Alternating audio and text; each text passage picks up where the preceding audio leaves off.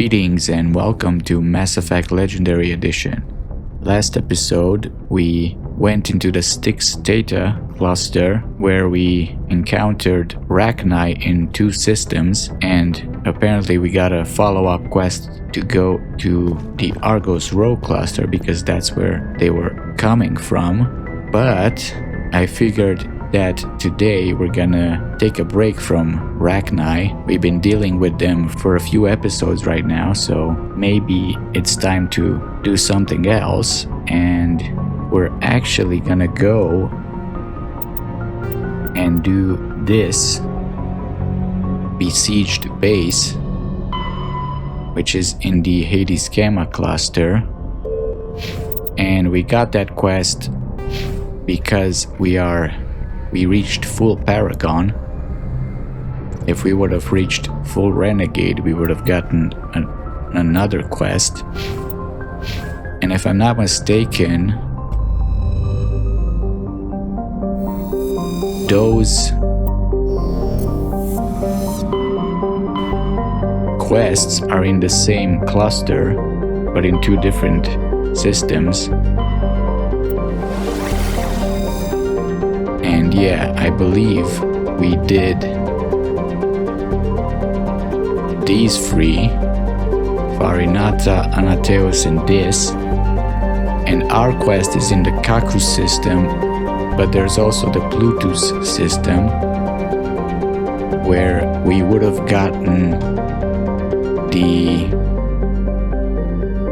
Renegade quest if we would have had Renegade, but we can still at least visit the system. So let's travel there.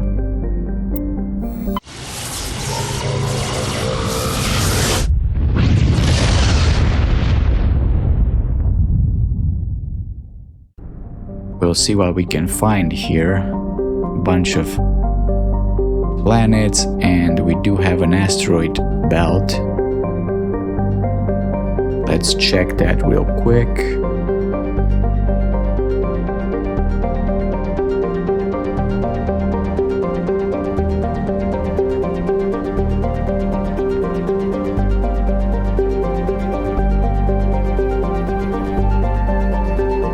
There doesn't seem to be anything in it. Veyaria is a huge hydrogen-helium gas giant with traces of methane in its atmosphere.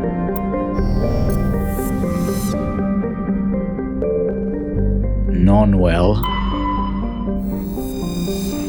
Okay, we can land here. So we'll come back to that last. Clock Rollis is a modest rock planet roughly the size of Mars. It has a thin atmosphere of carbon dioxide and ethane. Its scorching hot surface is mainly composed of silicate rock with deposits of aluminum and other light metals. Rollis has a very weak magnetic field. In addition to very high levels of solar radiation, it is not suitable for mass effect drive discharge operations. And we found a deposit of samarium. Alright, next we have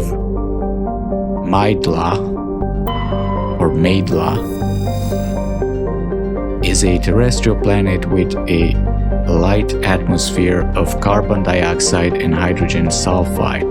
The surface is hot and mainly composed of magnesia with deposits of sulfur. Over a dozen volcanoes are currently erupting across the surface. So we shouldn't go there. I don't think the Mako is equipped to ride through lava. Mingito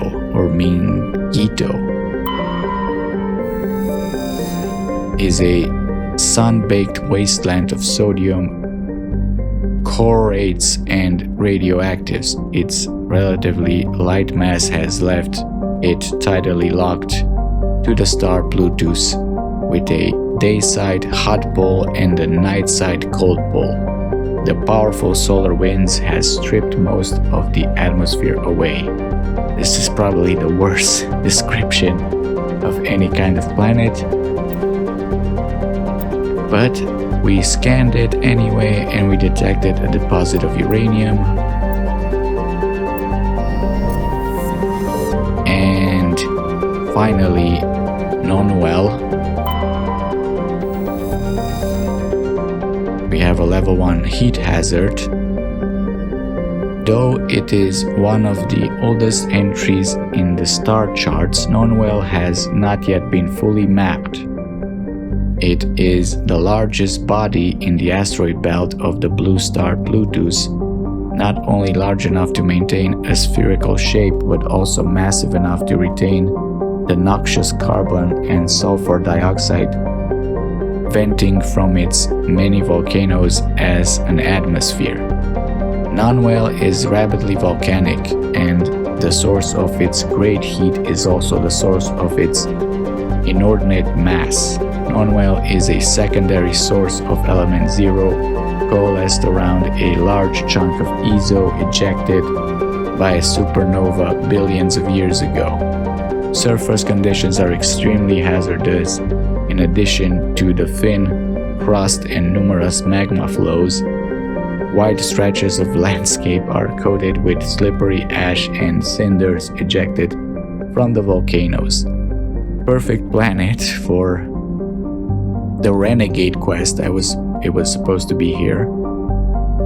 So let's land and see if we can at least check out the planet.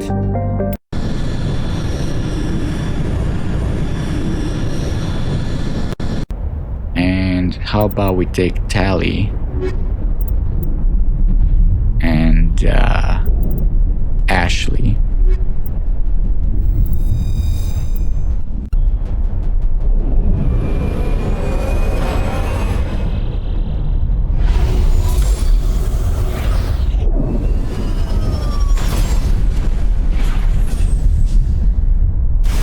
And I took Tally because we're probably not gonna do any combat here.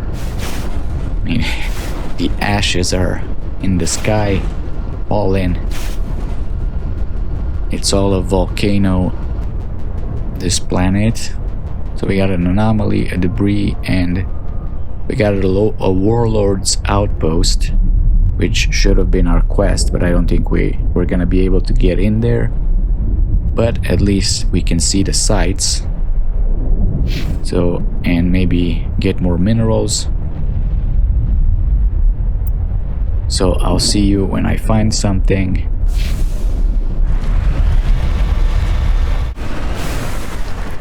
Alright, it appears I found something, an X, right at the edge of the map. I don't know what it can be. I wonder. It's probably gonna be a fresher maw. Because why not on a hellhole planet like this? Why not add a fresher maw? Let me quick save, just in case.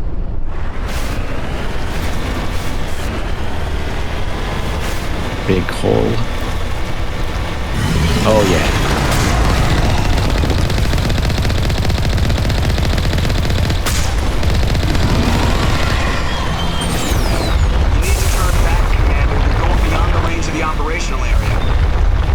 Okay, Joker, I'm in the middle of something here. Tricky because it's right at the edge, so we can't.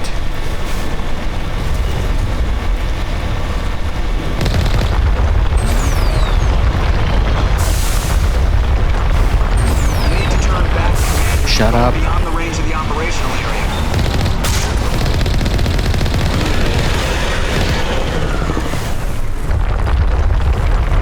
No. This is really tricky. I hope the game doesn't boot us out.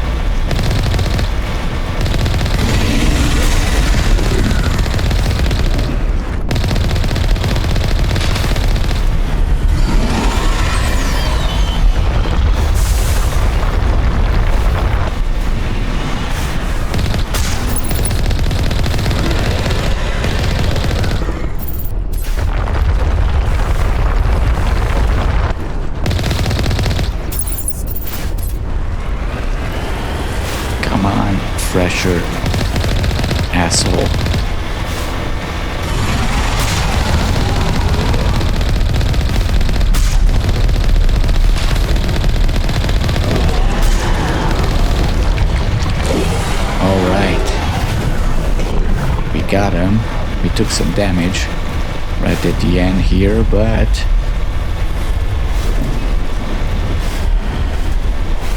we killed the bastard, so let's keep going. And we are nearing the outpost here, the Warlord's outpost. I don't know if we can go in, but there's also a mineral there.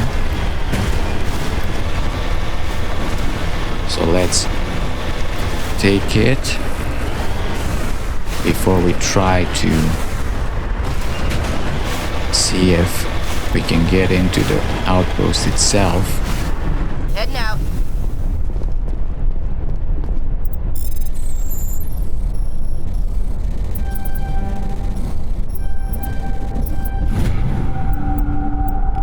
Okay. Right now I'm just doing it for the XP. The money, I think I got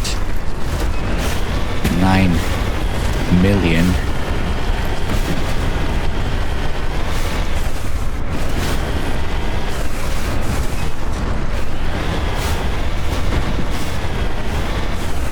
It sucks that you have so little left in Mass Effect 2. On my way. They take everything from you. Yeah, definitely we're not welcome here.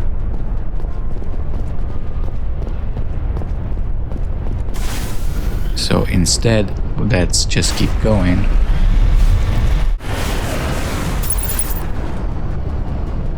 And I found another mineral and an X near it, and it's right at the edge.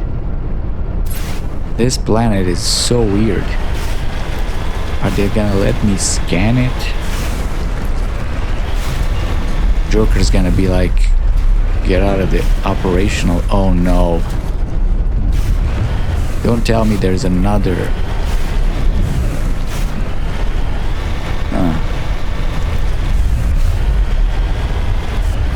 Oh my god. 2 fresher moths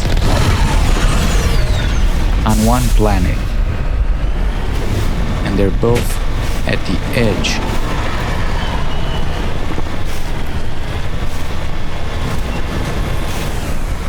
Like, I'm more afraid of being kicked out by the game.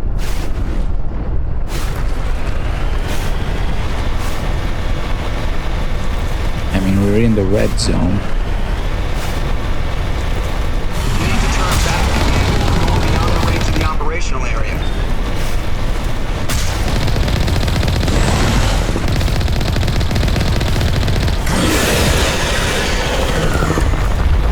Right, go.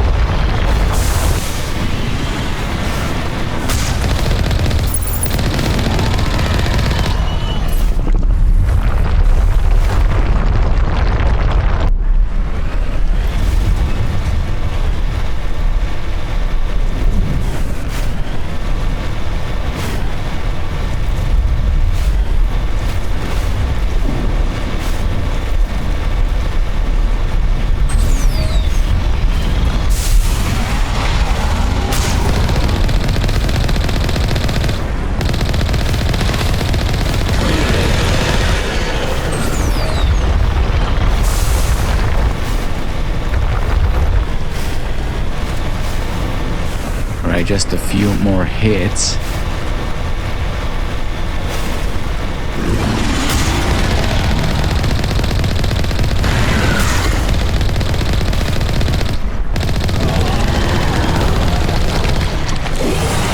Alright, he's done. Now, can we get the mineral? That's the question. What if I drop the Mako? Oh boy, I think the hazard's gonna catch up to us.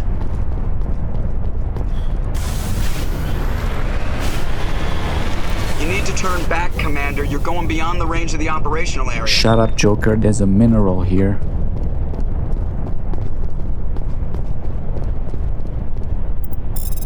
We are not leaving it behind.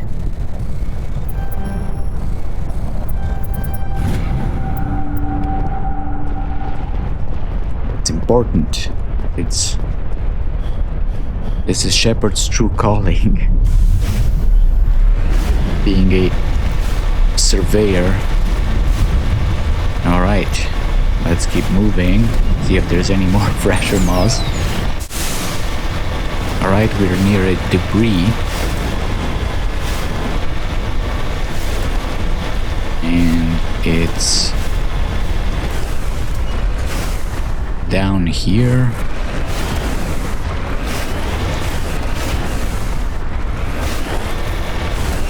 Okay. The lava is coming out of the ground. On my way.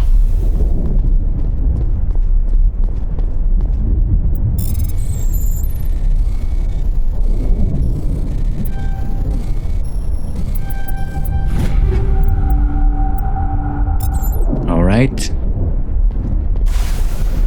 And there was an anomaly here. Pretty close by. Let's try to get there.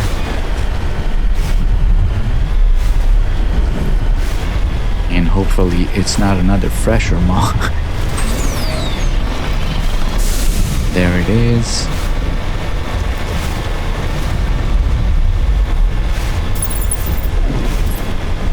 Seems to be some kind of construction. It's a shack and a car. Interesting. Mercenaries. These mercenaries were carrying a League of One medallion. There's no indication of how or where he found it. Well, I do need that for my collection. Judging by the footprints in the ash, the two mercenaries were facing each other over the crate when they died. Both suffered single gunshot wounds and have a rifle close beside them, so they killed each other. And it was matriarch writings. Prying open the crate, you discovered a carefully wrapped, handwritten copy of matriarch Delanaga's treatise. It is unlikely she penned it herself, but the flowing brushwork and intricate watercolor illustrations clearly show the hand of a master scribe. Well, maybe they were pretty valuable. Another one for my collection. And I'm gonna keep going around this last area. Maybe there's another mineral. If not, we'll see you back on the ship.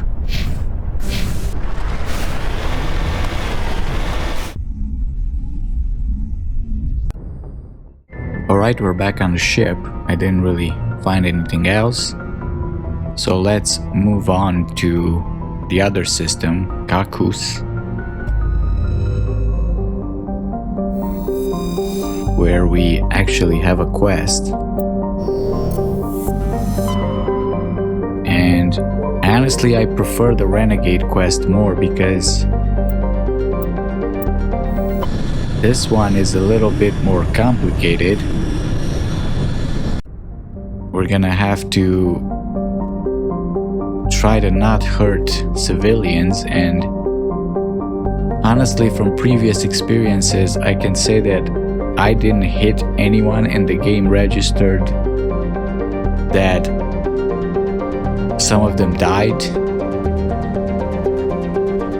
It was just like that guy on Noveria on Pharos. Like, I didn't do anything to him and he just fell down. So I don't know if the game just is that just a narrative thing. Because I do remember also finishing it without casualties. So I don't know. Maybe it's glitched. Treyarmus is a hydrogen-helium gas giant with a powerful magnetic field, making it popular a popular discharge site for freighters working the Anasi-Ishtar shipping route. It is popular enough, in fact, that Quarian ships can often be found loitering in orbit, selling the freighter crews cheap refreshments, salvage, and odd craftworks assembled by their children. There are no ships in orbit at present, however. Bummer. We could have bought something for Tali, maybe. Faringor. A large but low-density terrestrial world, Faringor is generally believed to consist mainly of water ice, occasionally upwelling of metals caused by the interacting tidal forces of several large moons suggest the core is small but extremely dense.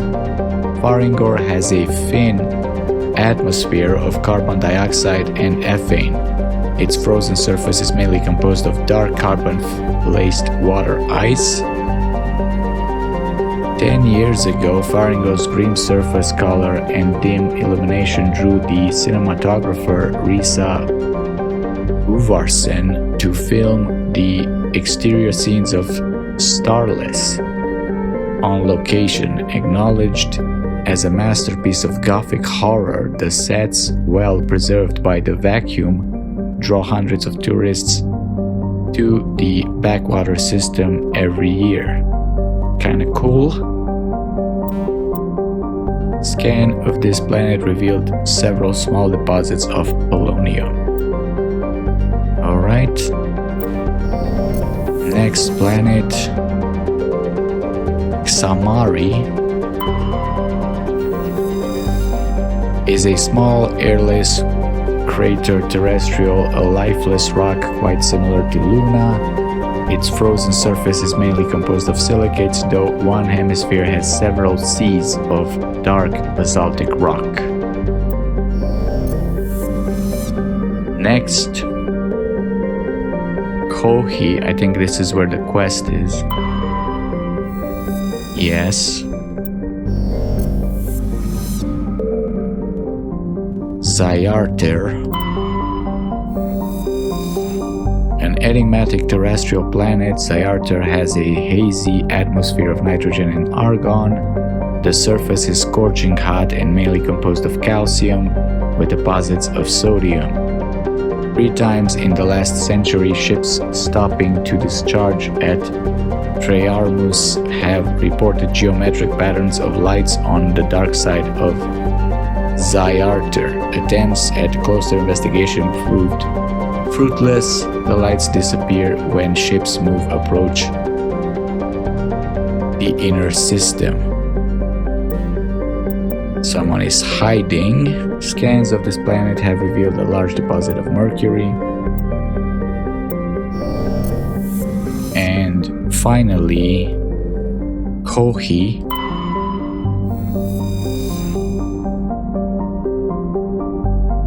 Nice, the Renegade planet was red and volcanic and awful, and this looks blue and white. Chohe is a terrestrial planet whose surface is mainly composed of aluminum with numerous deposits of calcium. Though it has enough mass to retain a dense atmosphere, Chohe is nearly a vacuum. This lack of atmosphere allows a moderate average temperature, but the difference between day and night are extreme.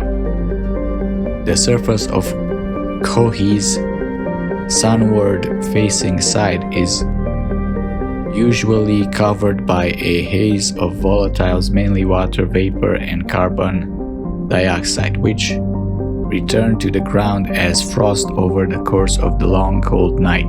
The Certa Foundation has established a research outpost on the planet to investigate the native subterranean life of the planet, which shows incredible resilience to extremes of heat and cold. You could have replaced the name, it's like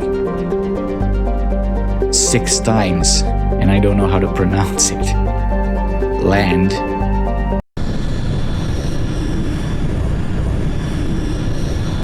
Alright, so who do we take? I need someone with precision because I don't want to kill the hostages or the human shields or whatever they are. Rex with his shotgun. I feel like he's gonna end up killing people. Biotics are dangerous because they might grab them. Damage. Ashley and Garrus. You can snipe them.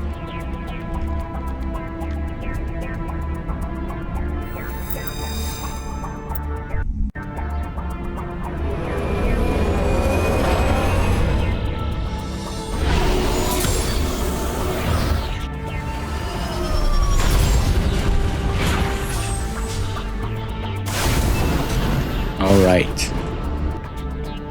So we got an anomalous signal, the science base, and a debris, and minerals. I'll see you when I find them. Alright, we're near the anomaly, I think. Whoa. Very bouncy planet. Oh, and it's a camp here.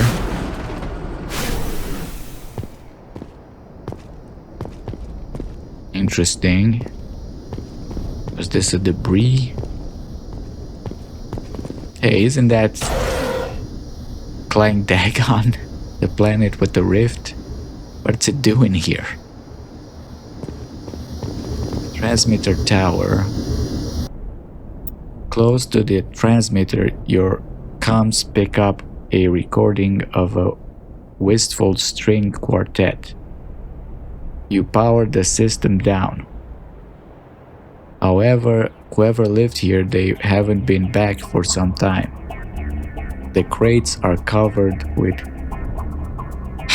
Chohe's chalky dust, and the status lights of the shack indicates its atmosphere ran out long ago. They had to put the planet name in again. Sneaky little locked crate.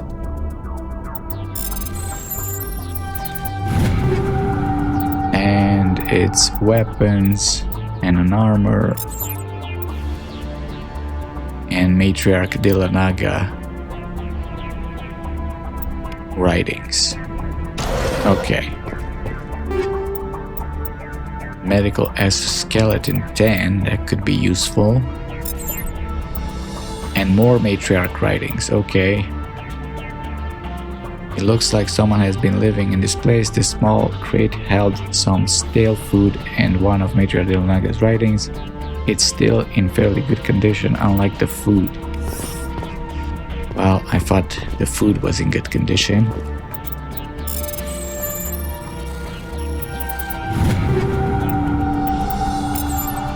And more writings. Interesting.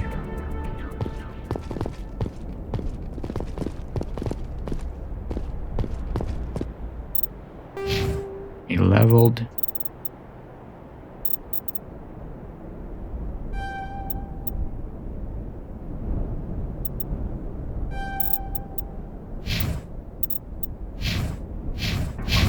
Alright, let's keep going. See if we can find some minerals.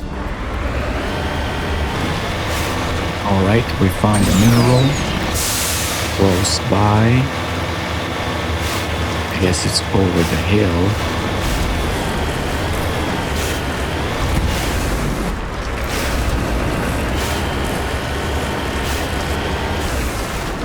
Wait. Ah, it's one of those small rock things. It's not very noticeable. And it's plutonium.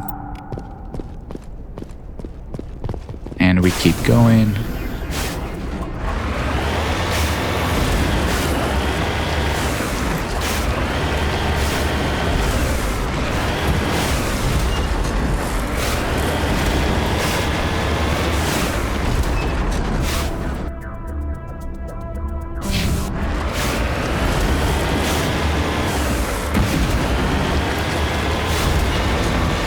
Alright, there's something on our map. Interesting, we have a question mark and some enemies. Let me quick save.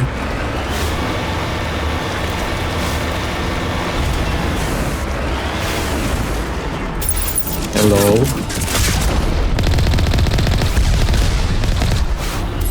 Some Turians. Mercenary anti-tank. Oh, and we have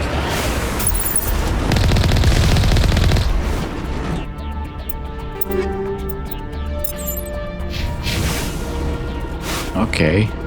What were you guys doing there? Got it. And there's a corpse. This person must have died while attempting to salvage a crashed satellite. He died because he was shot, probably. Or maybe the satellite exploded.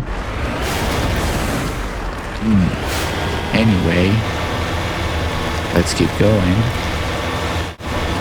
And we are near the debris.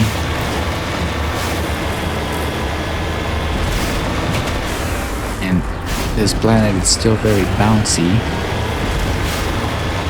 The heels at least.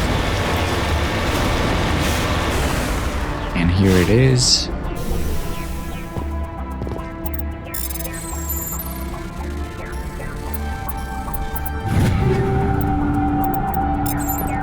Alright. Next, we're gonna have... Well, there's a mineral here, but there's also an X.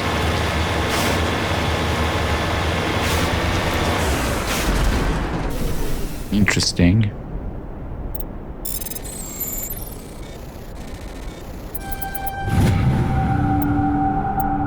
And it's Mercury. And what is this X? Is it a pressure mod? It doesn't look like a nest, but I don't see anything.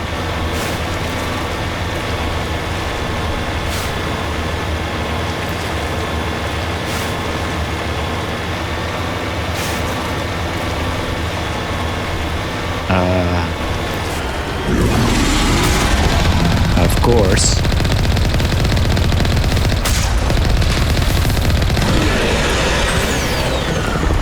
This is weird, because I don't know where the nest is. Guessing it's not in the mountains here.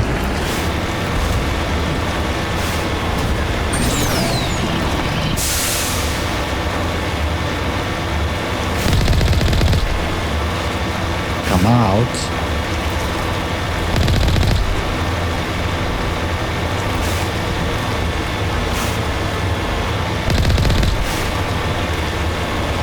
Hey buddy, you out here?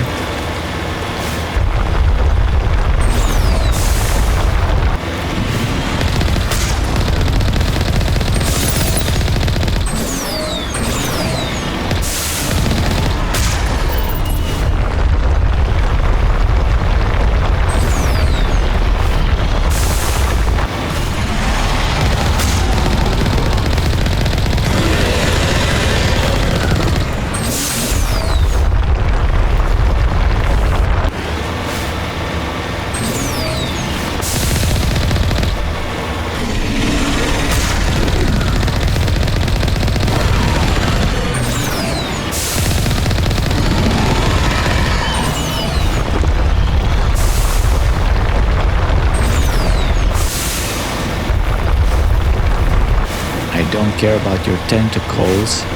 Not falling for that. I just want your head.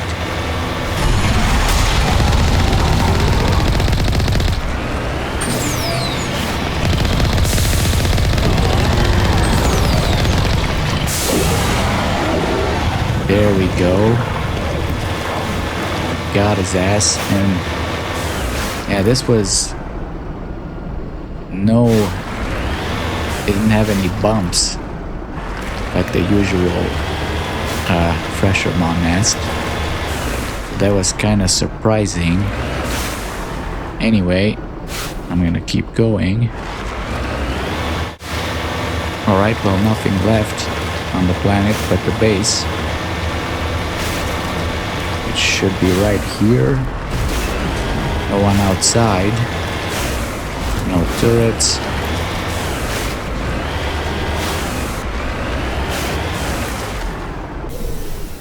Now, how can we do this without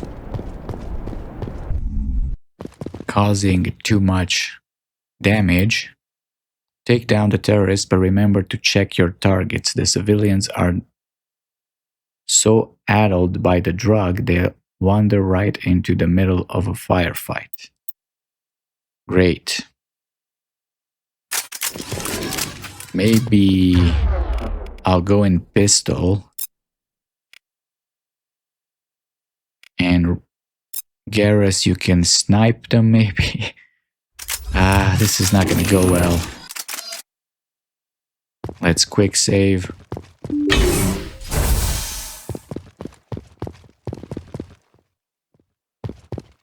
No one here yet.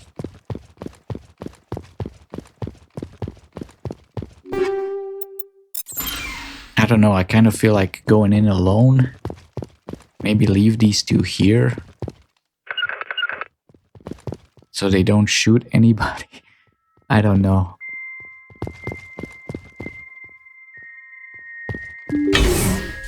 Let me see. Maybe I can attract them. That's a civilian. Insane scientist.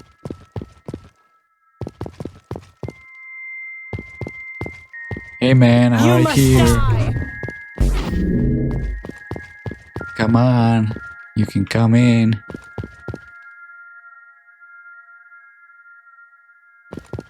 Okay, they're coming. Come on, guys.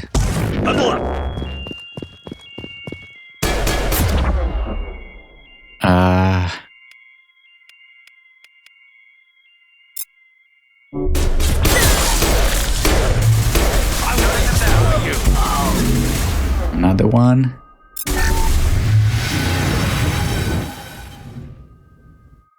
All right, two down.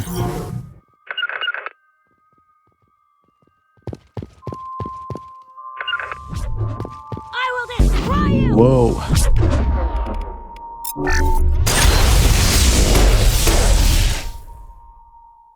Okay. Ashley, you wait here. Not. What are you doing? Shepard. Okay, you guys need to sit here. Where I tell you to sit. And I'm gonna go in and one by one, and they're gonna fall into my trap. Right? Go, go, go! Oh no. Garrus, what are you doing? We killed the researcher. Garrus, why did you shoot? Fuck. Okay, I'm reloading.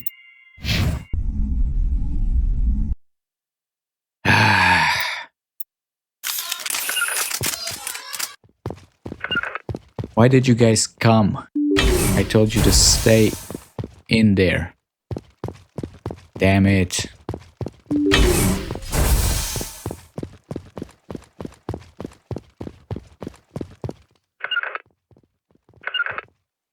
Just stay here and Don't shoot. Fuck. Why are you coming?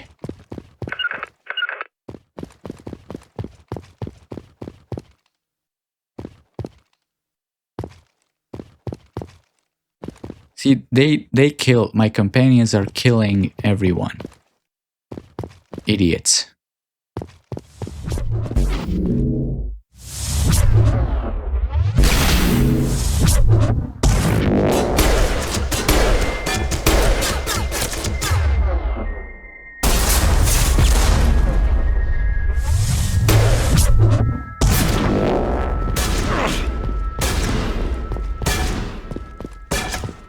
Wait here. Come on.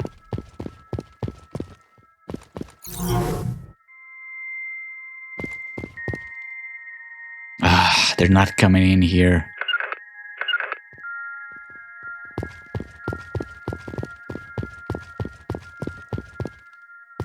My trap isn't working. Come on, mate.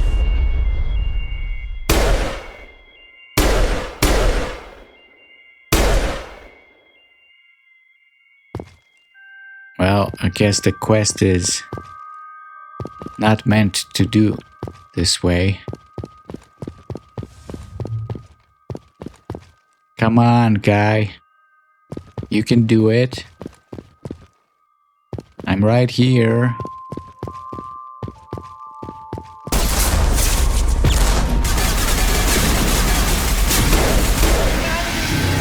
Stop the future! All right.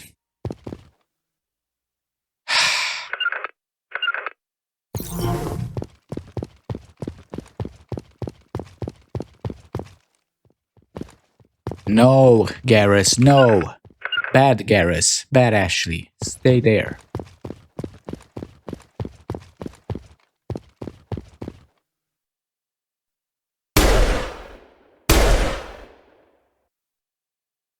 I'm trying to attract them.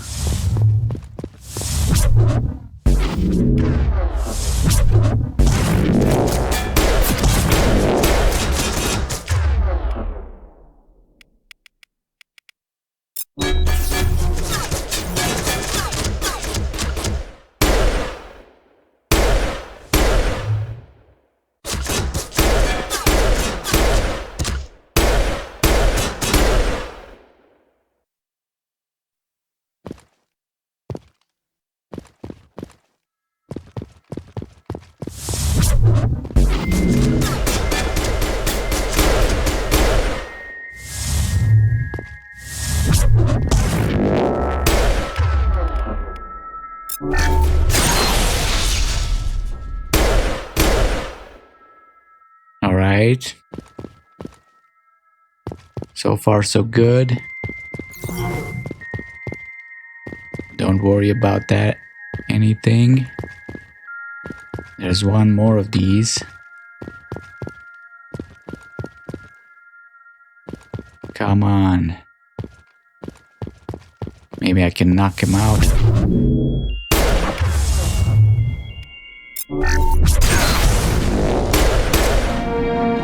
You've cleared the facility. All of the civilians are safe, though still chattering to themselves and screaming at the garbage cans.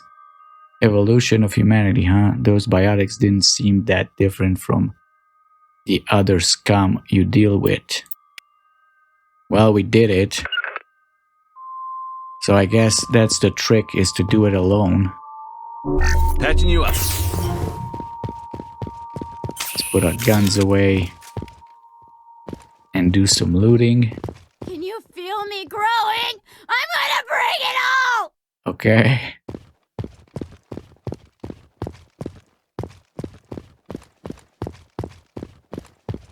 They come toward you to look at them. Have to look away, keep moving, and they can't steal your mouth.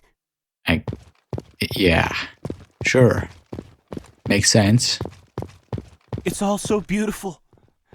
Can you see it? The crate? The canister? Okay, nothing else around here. Let's see if we can find any more crates.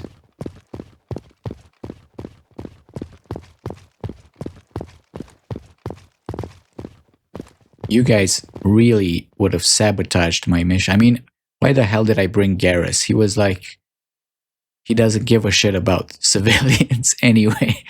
And I brought him along and he killed one of them. Like, and Ashley, talk about bad choices. Ashley's like, at least Ashley would have protected humans, at least. I felt like. They're in my head! All of them! With knives! With knives in your head? Damn.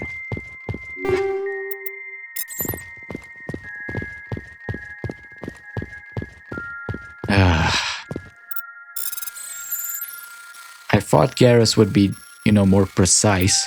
That's what I brought him. Come on, crate. Light Predator L.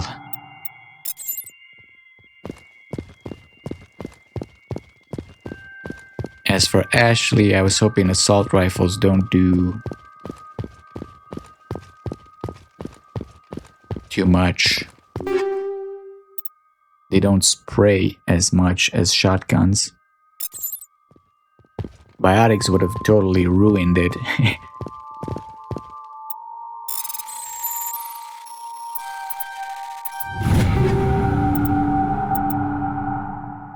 So I'm guessing that's the trick they give you this quest. Because you can't really get this quest early on. You're not gonna have full Paragon in like the first half of the game, so you can do this alone. I guess that makes more sense. Alright, well, nothing else here, so let's go back to the ship.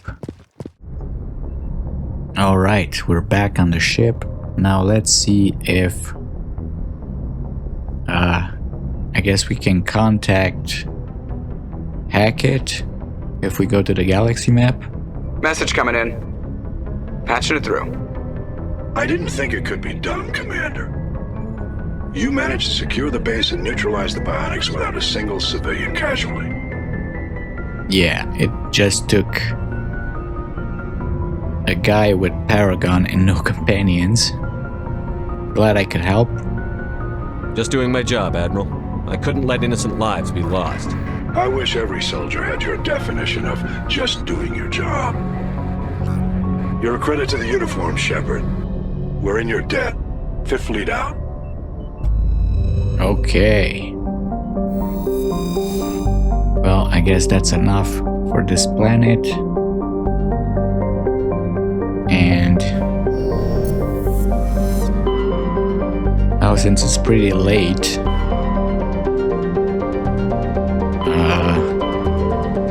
we do have that quest in the Argos Row. So we have Argos Row and Armstrong Nebula left, and the asteroid and Vermeer. So I guess next time we'll go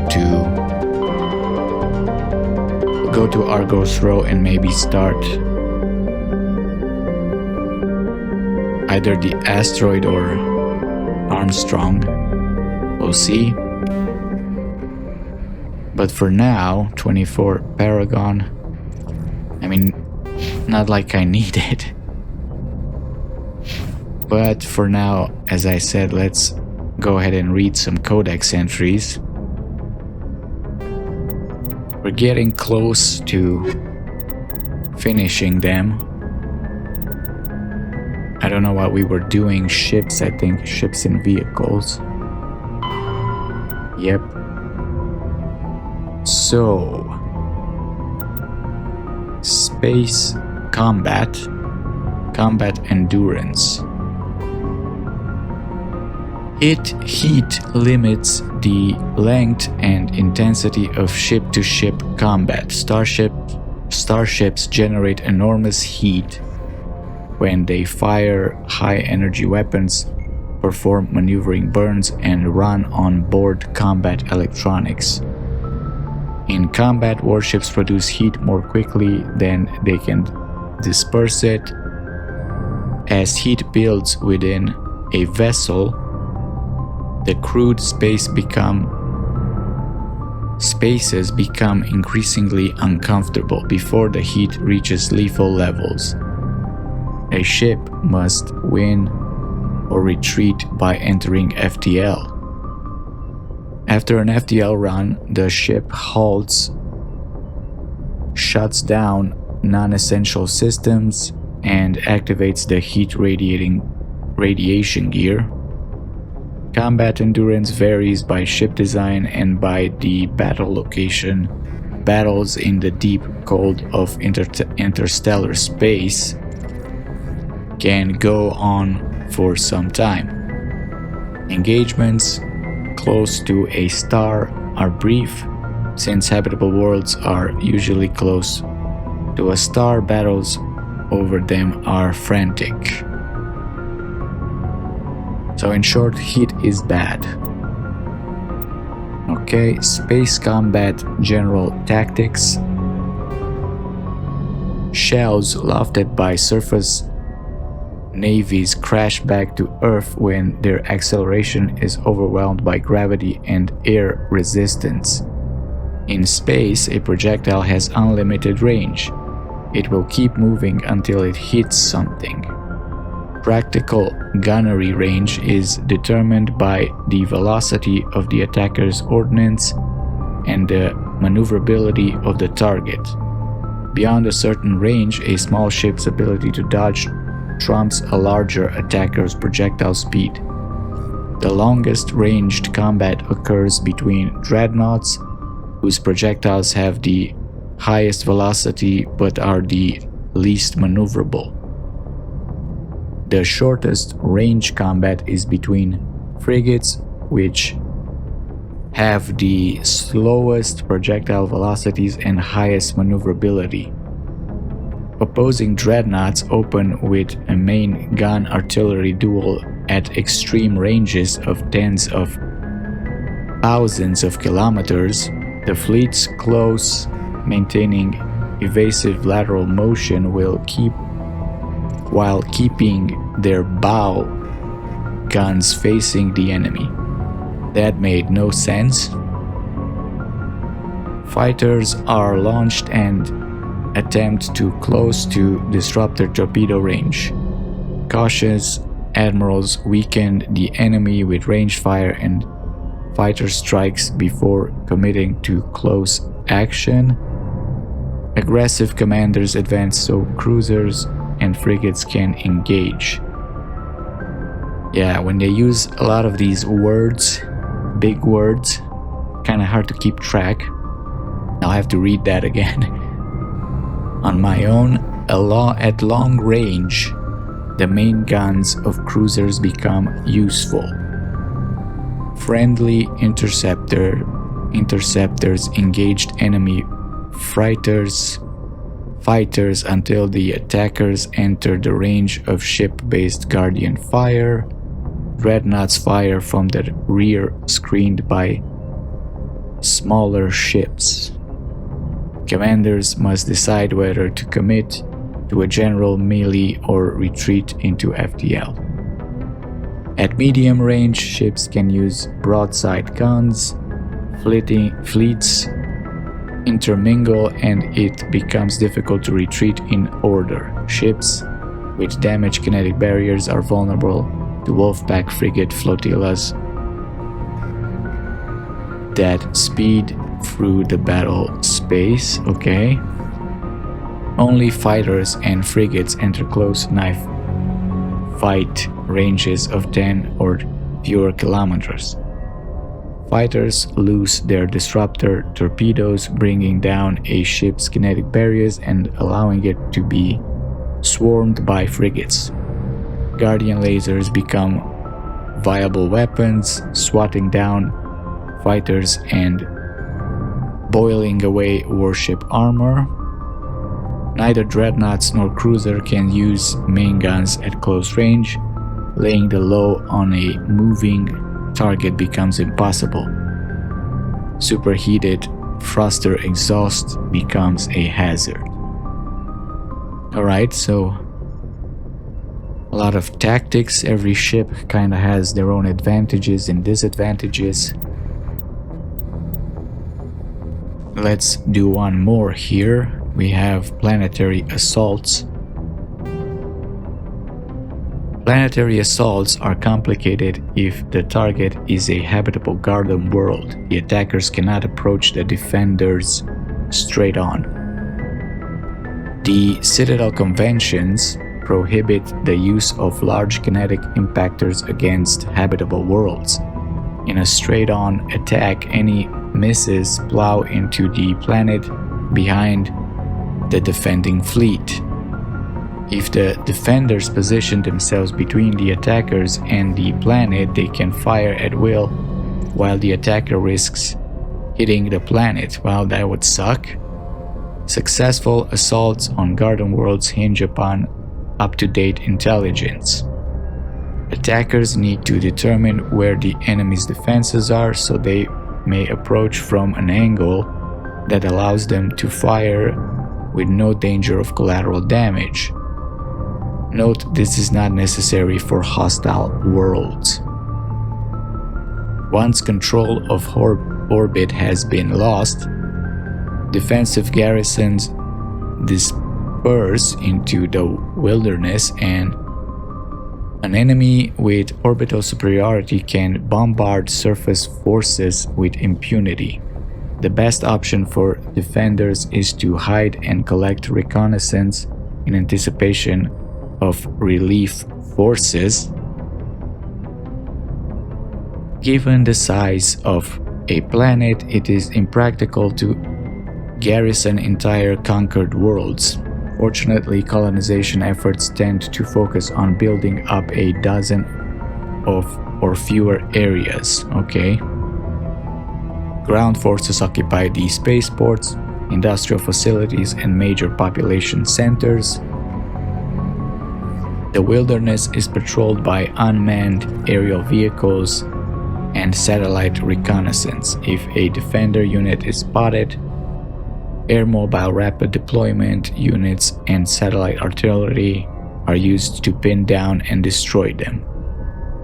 I guess that makes sense to not spread out too much and just make a few settlements.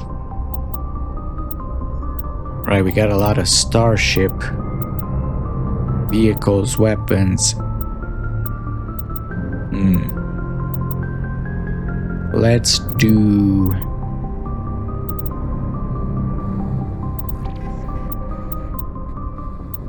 do the weapons. There's only 3 of them.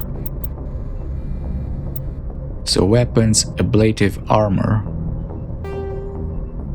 A warship's kinetic barrier reduces the damage from solid objects but can do nothing to block guardian lasers, particle beams, and other forms of directed energy weapon.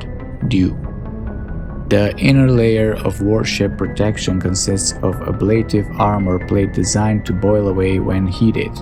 The vaporized armor material scattered a dew beam, rendering it ineffectual.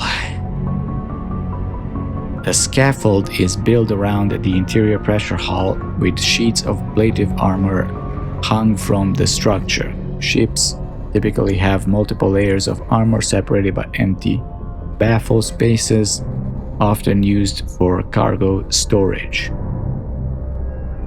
Cruisers, which lack the internal space to fit dedicated fighter hangars, store the shipboard fighters' complement in the baffles. It is not unknown for enlisted crew to build illicit alcohol distilleries in some obscure corner of the baffles, safe from prying eyes. Interesting. Okay. Alcoholists find a way, I guess. Weapons, disruptor torpedoes. Disruptor torpedoes are powered projectiles with warheads that create random and unstable mass effect fields when triggered. These fields warp spacetime in a localized area. The rapid asymmetrical mass changes cause the target to rip itself apart. In flight, torpedoes use a mass-increasing field, making them too massive for enemy kinetic barriers to repulse. This extra mass gives torpedoes very sluggish acceleration, making them easy prey for defensive Guardian weapons, so torpedoes have to be launched at very close range. Torpedoes are the main anti-ship weapon used by fighters. They are launching from point-blank range in ripple fire waves reminiscent of the ancient Calliope rocket artillery launchers, thus their popular nickname Callies. By saturating defensive Guardian systems with multiple targets, at least a few will get through. Interesting, this is basically the last mission in Mass Effect 3, where we have to launch the torpedoes.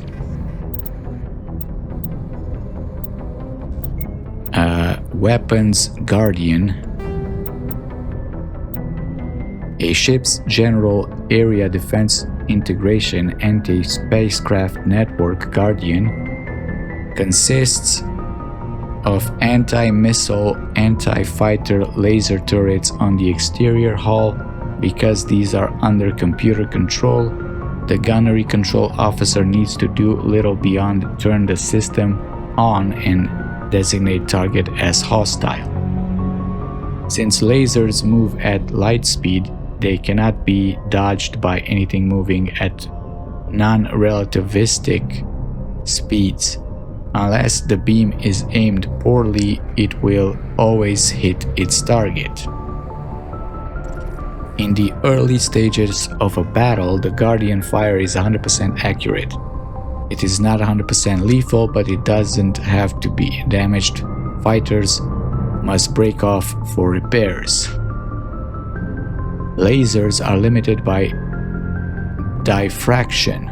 The beam spreads out, decreasing the energy density watts per M2, I don't know what it stands for. The weapons can't place on a target. Any high-powered laser is a short-ranged weapon. Guardian networks have another limitation. Weapons grade lasers require cooldown time, during which heat is transferred to sinks or radiators. As lasers fire, heat builds within them, reducing damage range and accuracy. Fighters attack in swarms. The first few will be hit by Guardian, but as battle continues, the effects of laser overheat allow the attackers to press ever closer to the ship. Constant use will burn out a laser, so you can't really use it at will.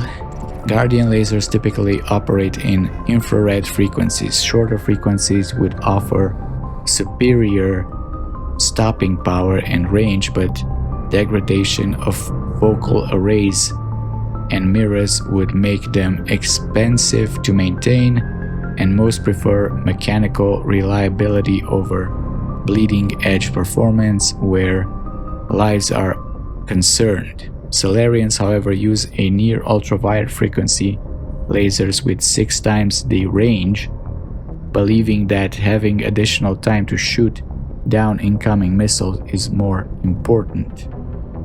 I mean, they move faster than everyone else, so why do they? Whatever. Lasers are not blocked by the kinetic barriers of capital ships. However, the range of lasers limits their use to rare knife fight range ship-to-ship combat. Okay. still a lot to go. And this is just the ships and vehicles, and we haven't done anything here, I think. Yeah, there's not a lot of them here, but still. Let's do some primary. If we were doing ships and vehicles anyway, so let's... Faster-than-light drives use element 0 cores to reduce the mass of the ship, allowing higher rates of acceleration. This effectively raises the speed of light within the mass effect field, allowing high-speed travel with negligible relativistic time dilation effects. Starships still require conventional thrusters, chemical rockets, commercial fusion torch, economy ion engine, or military anti-proton drive, in addition to the FTL drive core. With only a core, a ship has no motive power. The amount of EZO and power required for a drive increases exponentially to the mass being moved and the degree it is being lightened. Very massive ships or very high speeds are prohibitively expensive. If the field collapses while the ship is moving at faster than light speed, the effects are catastrophic. The ship is snapped back to sublight velocity, the enormous excess energy shed in the form of lethal Cherenkov radiation. Yeah, that would not be a good idea. I mean, in Star Wars they have like technology to pull ships out of hyper space. Here apparently it's very lethal to do that. Military ship classifications. Larger warships are generally classified in one of 4 weights. Frigates are small, fast ships used for scouting and screening of larger vessels. Frigates often operate in wolf-pack flotillas. Cruisers are middleweight combatants, faster than dreadnoughts and more heavily armed than frigates. Cruisers are the standard patrol unit and often lead frigate flotillas. Dreadnoughts are kilometer-long capital ships mounting heavy, long-range firepower. They are only deployed for the most vital missions. Carriers are dreadnought-sized vessels that also carry large numbers of fighters. Smaller vessels are almost exclusively used in a support role to the warships during combat. Fighters are one-man craft used to perform close-range attacks on enemy ships. Interceptors are one-man craft optimized for destroying opposing fighters. Okay, pretty standard. I guess we're a frigate. The Normandy, so let's do the Normandy if we're here anyway. The Normandy is a prototype starship developed by the Human Systems Alliance with the assistance of the Citadel Council. It is optimized for scouting and reconnaissance missions in unstable regions using state-of-the-art stealth technology. For most ships, the heat generated through standard operations is easily detectable against the absolute zero background of space. The Normandy, however, is able to temporarily sink this heat within the hull. Combined with refrigeration of the exterior hull, the ship can travel undetected for hours or drift passively for days of covert observation. This is not without risk. The stored heat must eventually be radiated, or it will build to levels capable of cooking the crew alive. Another component of the stealth system is the Normandy's revolutionary Tantalus drive, a Mass Effect core twice the standard size. The Tantalus drive generates mass concentrations that the Normandy falls into, allowing it to move without the use of heat-emitting thrusters. Okay, well, Normandy is pretty useful, but also pretty expensive, as we learned. Well, I guess this is going to be enough for today, and next episode we'll probably go back to Argos Row, I guess, to finish off the Rachni quest, and then we'll see. Maybe we'll start in the Armstrong Nebula. But for now, thank you for watching and farewell.